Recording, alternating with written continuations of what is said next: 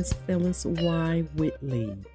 Welcome to Spiritology Live, a raw and uncut metaphysical, holistic space of consciousness.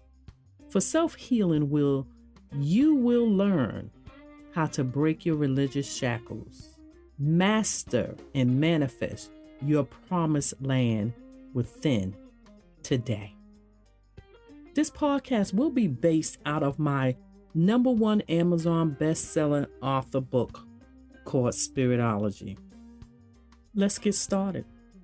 Well, first of all, congratulations to me and all the podcasters that came out in January 2022.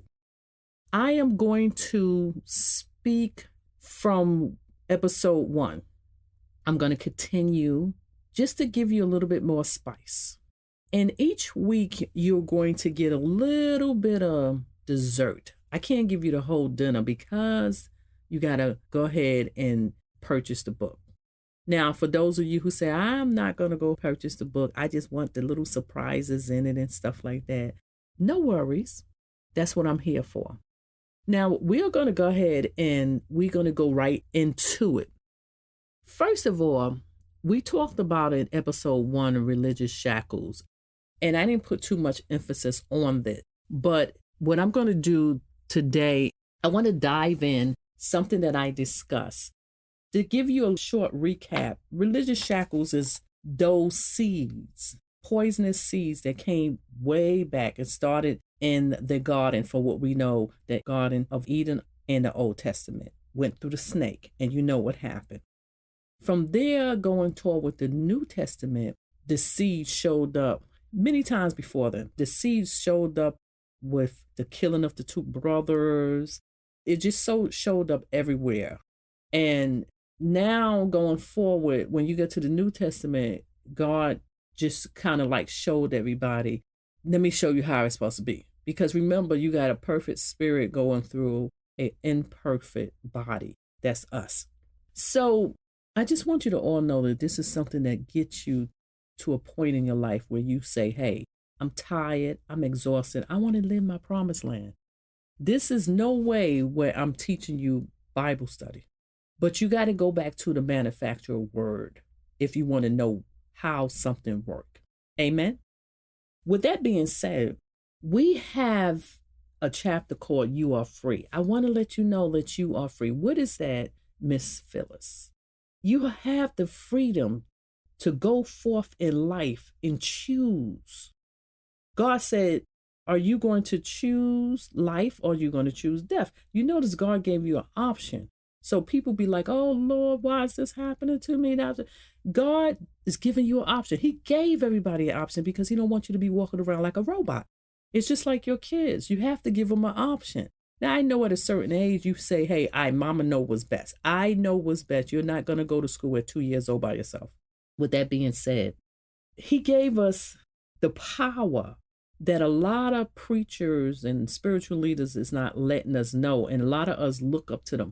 Don't get me wrong. You do need a mentor. You do need a spiritual coach, a spiritual preacher or pastor. But you got to choose wisely, because this thing that God have given us is the gospel. He told Jesus, go among the gospel and multiply. And as we learned in episode 1, multiplication is Jesus came for 3 years, did what he did. God was showing an example of how it worked, because for so many centuries he went through the prophets. So moving forward, the greatest prophet you had was Jesus. And he said, preach my gospel. Well, it didn't just end with him, because that's not the ending. It starts with everybody, every single person who's born on this earth. It starts with you. What are you doing? Do you preach the gospel? Well, I really don't. You know what? Listen, Miss Phyllis, Miss P, whatever. I'm not trying to get in front of a pulpit. You notice that back in the days, they would tell people, preachers that really didn't know their gift of prophecy, they would tell everybody God is calling you, and people would run. To this day, the average man run, the average woman run. Like I don't see myself up in the pulpit. You don't have to see yourself up in the pulpit, because basically to preach the gospel is what? Let's go back into what it is. It's good spell. Yes. The word, W-O-R-D, spell, S-P-E-L, gospel. Go spell it out.